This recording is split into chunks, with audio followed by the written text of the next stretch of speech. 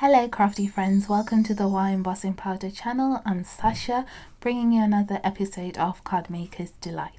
So today we're going to be looking at how we can create beautiful marble effect using just white embossing powder. So let's get started. So I thought I would go ahead and show you the technique first before we go ahead and make some cards. So we're going to need cardstock.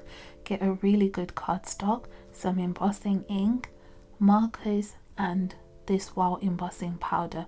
I'm using the super chunky and ultra high gloss stuff because it just gives beautiful dimension and shine, but any white embossing powder would work. For this technique, you're gonna need a really juicy ink pad, especially with the chunky powder, because it won't really stick to your card if it's not inked up well. So I find that squishing my ink pad into the paper like this, that gives you a really nice coverage, like so. As you can see, it's all shiny from the embossing ink. That's how you know that your cardstock is well inked up, when it's now shiny. So once that's nicely inked up, I will add a layer of the chunky powder and just look at those granules. It really kind of reminds me of like breadcrumbs. So just pretend you're coating your chicken with some breadcrumbs, and now we're gonna go ahead and fry our chicken. So we're gonna heat our panel from the back because we do not want any of our chunks to fly off. Definitely use tweezers. Don't do what I'm doing there because I've had like 3 kids, so I'm practically pain resistant. Like seriously, what is pain? No, I'm kidding. Please don't burn yourselves. Be very careful. I just wanted to quickly show you what it looks like if you don't add enough ink to your cardstock. So make sure you take time and really ink up your cardstock well. And we're going to go ahead and add a second layer of embossing powder to our panel there, and then heat it from the back. So you can really see our embossing start to smoothen out as the 2 layers of powder, they just melt and merge together like the smoothest butter you've ever seen, or like candle wax. The chunky powder like gives this effect with just 2 layers.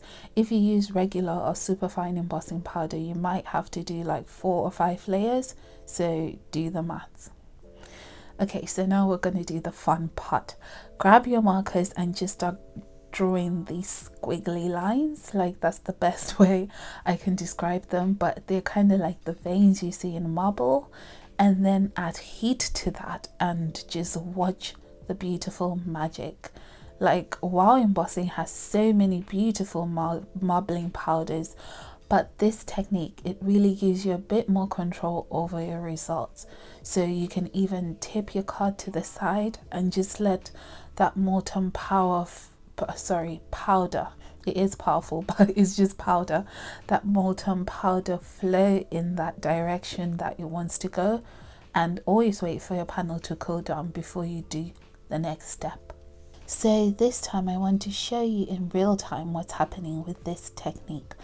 What you have to do is move your tool in these up and down movements, because if you focus the tool in one area for too long, that area will start to bubble up and this will cause a patch in your panel.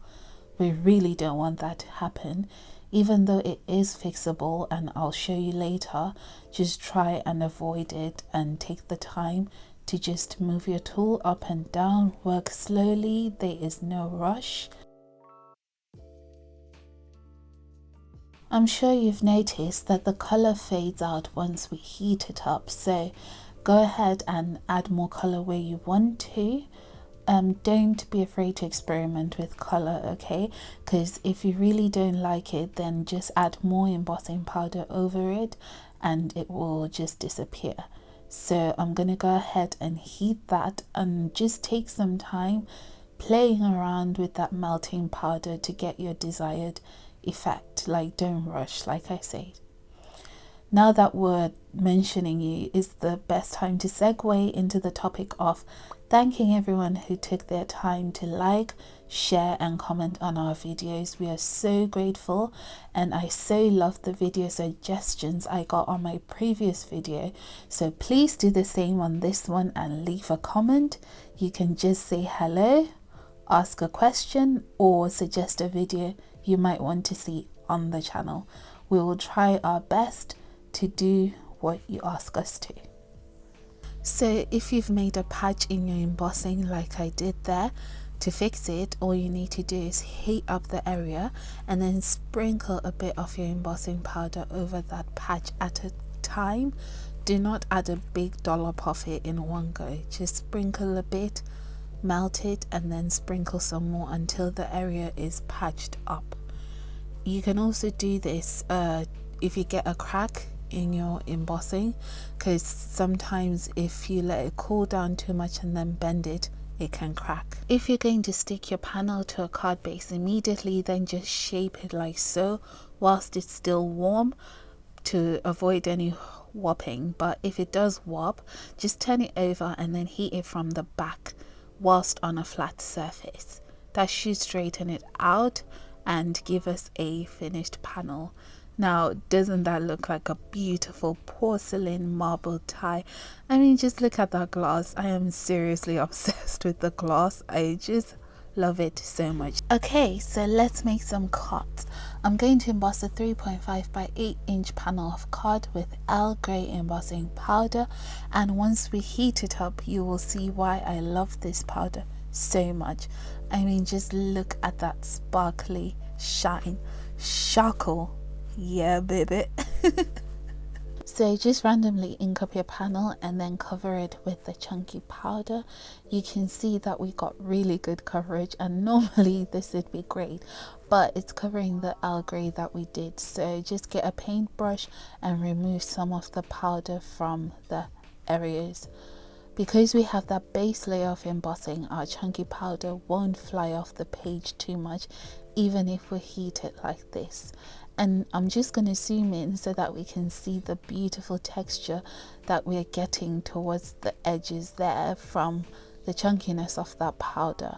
We're not doing anything special, it's just the powder doing its work. And then we're going to allow that to cool down before adding another layer of embossing. So just treat this like your baby hairs. Do not touch those edges, okay? Don't touch them at all, and just add more ink, avoiding the edges, and then go ahead and powder that up and heat it up. For this card, I really wanted a subtle marble look, so I'm using a soft blush pink marker to draw in these loose wave-like lines. I'm so bad with descriptions, but I will now go in with the brownish orange color and do the same, just these thick wave-like lines, and I'm going to fill in the white spaces there. If you want inspiration, a really good place to look for that is phone cases, okay, for marble, because I was having a hard time finding like marble designs. So I'd suggest looking at phone cases and then tiles as well, because you get so many different pattern ideas for your marble from that. We're just going to repeat the steps that we did before, where we're just heating up our panel, but I'm making sure that that panel really gets nice, hot and melty, so that we can tip it over and just manipulate our embossing to go in the direction that we want it. Now that we've got the base layer done, we're going to go ahead and add some more veiny detail. I'm just using the smaller tip of my brush there, not brush, marker. I'm so tired now. I'm lagging like I'm actually tired of talking for the first time in my life. So anyway, your strokes can be as thin or as thick as you want them to be. It's up to you. And because we don't want that detail to get lost in the embossing powder, we're just going to heat it up just for a few seconds just to blend it lightly. So 1 2 3 and then move on, 1 2 3 and then move on to the next area. You should end up with a glossy shimmer piece like this one here, which we're going to add even more embossing powder to using the Wow Embossing Diamonds stencil, and then a DIY mask there, and I'm going to add some Aladdin embossing powder to that. I love this coppery orange color, and to emboss this you just do it like vellum.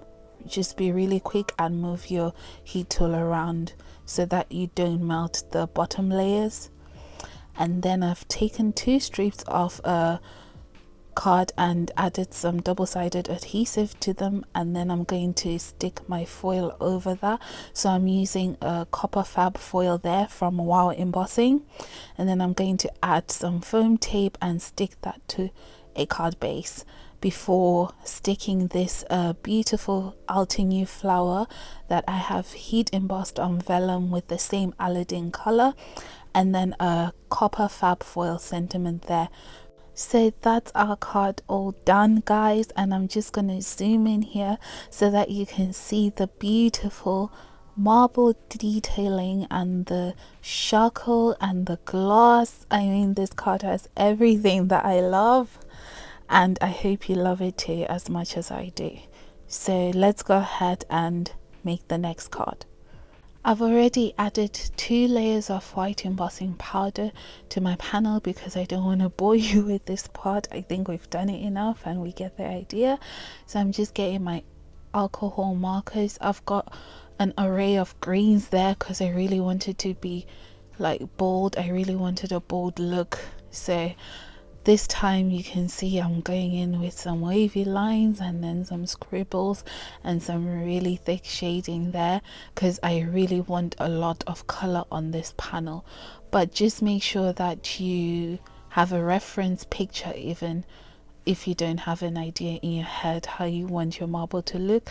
Use a reference picture.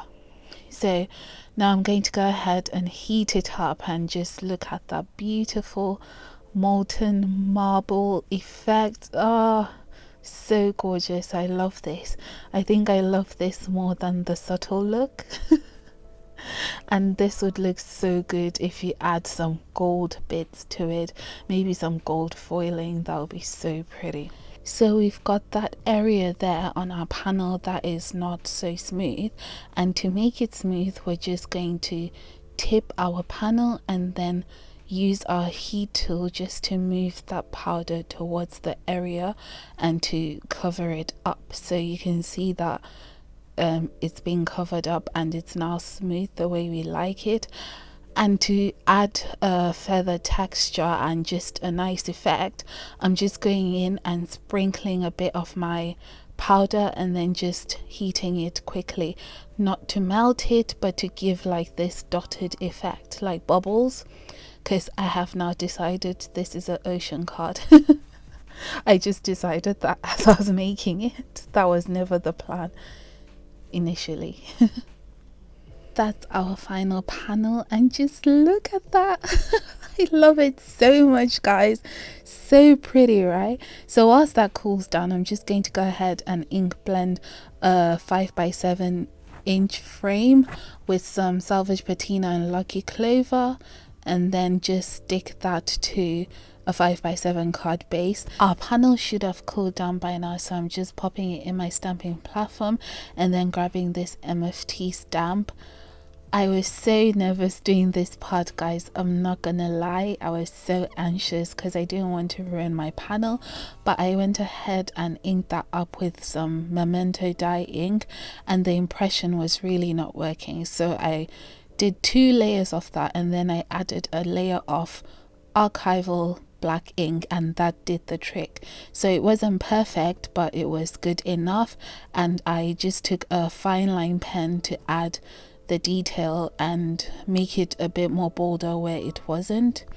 And once that was done, I stuck that to a bit of some holographic card and some sequins, because it ain't really a party until there's something sparkly, right? So anyway, this is our finished card and I really love this card. I just love how that panel came out. I can't stop looking at it, and just look at the dimension and the texture and just the beauty that you get with this technique. So I really hope you try it out, and I've tried to show you how you can use your backgrounds once you have created them. So please don't forget to also head over to the Wow Embossing website for a blog post sharing a bit more tips and tricks on this technique, and I will see you next time.